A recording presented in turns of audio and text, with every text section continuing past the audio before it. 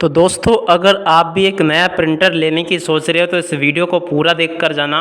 क्योंकि देखो, जब भी हम कोई प्रिंटर लेने की सोचते हैं ना, तो हमारे मन में कई तरह के ख्याल आते हैं कि प्रिंटर कैसा ले। यानी कि प्रिंटर में अगर देखा जाए ना, तो 3 तरह की वैरायटी आती है। मेरे पास में जो प्रिंटर है ये इंक टैंक प्रिंटर है, और ये वाला भी इंक टैंक प्रिंटर है। यानी कि इसके अंदर हमें स्याही फिल करनी पड़ती है, ठीक है। और इसके अलावा देखो, ये वाला जो प्रिंटर है ना, इसके अंदर भी स्याही फिल करनी पड़ती है। और इसके अलावा बहुत सारे ख्याल हमारे मन में आते हैं। जब मैंने पहला प्रिंटर लिया था ना, तो मुझे भी फिर परेशान होकर उससे ये वाले इंक टैंक प्रिंटर लेने पड़े थे। और उसमें क्या कमी थी और आपको कौन सा प्रिंटर लेना चाहिए, आज मैं यहाँ पर आपको सब कुछ बताने वाला हूँ।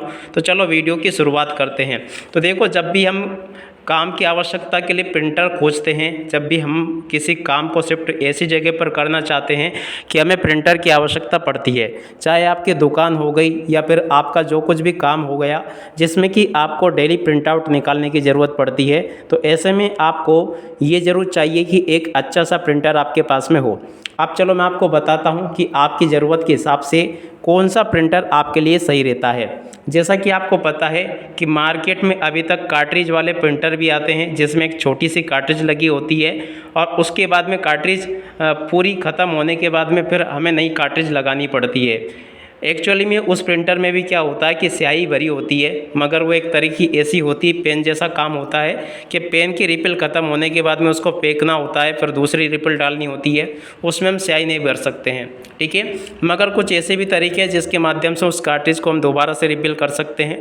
तो मेरी तो ये सलाह है कि अगर आपका बजट कम है, लगभग 5,000 के आसपास में कार्ट्रिज वाले प्रिंटर आसानी से मिल जाते हैं। तो अगर आपका बजट कम है और महीने की आप केवल 50 या 30 पेज प्रिंट करना चाहते हो, तो आप कार्ट्रिज वाला प्रिंटर खरीद सकते हो। मगर मैं तो ये सलाह दूंगा कि एक बार अगर आपने कार्ट्रिज वाला प्रिंटर खरीद लिया ना, तो फिर आपको बाद में पछताना पड़ेगा और मेरे जैसे इस तरह के प्रिंटर ज़रूर लेने पड़ेंगे। क्योंकि देखो, मेरा काम वैसे कोई ज़्यादा नहीं है, ना ही मेरी शॉप पे मैं सिर्फ प्रिंट आउट के पर्पज़ के लिए इन प्रिंटर को रखा हूँ। और देखो, सबसे ज़्यादा क्या होता है कि कुछ कार्ट्रिज वाले प्रिंटर होते हैं ना, वो सस्ते ज़रूर आते हैं, मगर ये बाद में हमें महंगे पड़ते हैं। एक एक छोटी सी कार्ट्रिज है ना, हमें लगभग 700, 800, 1200 रुपये तक की पड़ती है, और वो लगभग 10, 12 या कभी कभी 30 पेज से ज़्यादा प्रिंट नहीं करती है, ठीक है। तो एक तो ये बड़ी समस्या है। तो मैं तो ये सलाह दूंगा कि अगर आपका बजट भी कम है ना, फिर भी आप लोग कहीं से मैनेज करके कुछ भी करके इंक टैंक वाले प्रिंटर ले सकते हो। इंक टैंक वाले प्रिंटर कब आपको लेने चाहिए, जब आप डेली के 40, 50 या 100 पेज भी प्रिंट कर रहे हो ना, तो इंक टैंक प्रिंटर आपके लिए बहुत अच्छे हैं। मगर ध्यान दीजिएगा, ये आपके ऑफिस के लिए हैं, ना कि दुकान के लिए, ठीक है ना। दुकान पर आप अगर इसको रखना चाहते हो ना, तो इससे आप फ़ोटो निकाल सकते हो। HP के इस वाले प्रिंटर की फ़ोटोकॉपी और फ़ोटो बहुत ही अच्छे आते हैं, बिल्कुल एकदम क्लियर क्वालिटी के आते हैं। और इसकी क्वालिटी थोड़ी सी धुंधली ज़रूर है, मगर ये सर्विस अच्छी देता है। अभी तक मैं बताऊँ ना आपको, तो इस प्रिंटर को लिए हुए मुझे 1.5 साल से ऊपर हो चुका है, और ये अभी तक 3 बार ख़राब हुआ है। इसमें पता नहीं क्या, इसके जो हेड है ना, प्रिंटर हेड, उसमें प्रॉब्लम आ जाती है बार बार। ये जो इधर होंगे, तो उसमें बार बार इसमें प्रॉब्लम आ जाती है, मगर अभी तक इसमें कुछ भी ऐसी प्रॉब्लम मुझे देखने को नहीं मिली है। ये बहुत अच्छा प्रिंटर अभी चल रहा है, और लगभग इसे 6-7 महीने से ऊपर हो गया मुझे लिए हुए। तो अगर लॉन्ग लाइफ अगर आपको प्रिंटर चाहिए तो आप एप्सन की तरफ जा सकते हो, और अगर आप लोग क्वालिटी प्रिंटिंग चाहते हो तो आप HP की तरफ जा सकते हो। तो ये तो हो गई इंक टैंक प्रिंटर की बात। अब चलो मैं आपको बताता हूँ कि अगर आपका कोई शॉप है या आप प्रोफेशनल तौर पर प्रिंट आउट या फ़ोटोकॉपी की दुकान डालना चाहते हो, तो आपको फिर ये वाले प्रिंटर नहीं लेने चाहिए। ऐसी स्थिति में फिर आपको जाना चाहिए जो टोनर वाले प्रिंटर आते हैं ना, जिसे लेज़र प्रिंटर बोलते हैं, वो लेज़र प्रिंटर सबसे बेस्ट होते हैं। लेज़र प्रिंटर में क्या होता है कि आपकी जो प्रिंटिंग कॉस्ट होती है ना, काफ़ी हद तक कम हो जाती है, और लेज़र प्रिंटर की जो लाइफ होती है वो इंक टैंक प्रिंटर से ज़्यादा होती है। अब अगर आपकी दुकान है, तो मैं तो आपको ये सलाह दूंगा कि देखो, जैसा कि मैंने भी 2 प्रिंटर रख रखे हैं, मुझसे एक गलती ये हो गई कि जब ये ख़राब हो गया था, तो उस टाइम पे मुझे क्या प्रिंट आउट निकालने की बहुत ज़्यादा ज़रूरत थी।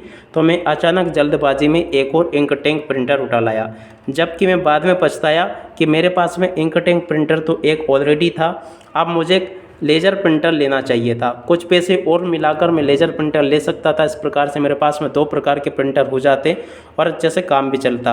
अब देखो, अब मुझे तीसरा एक और प्रिंटर लेना पड़ेगा जो कि एक लेज़र प्रिंटर होगा, क्योंकि देखो काम काफ़ी बढ़ चुका है।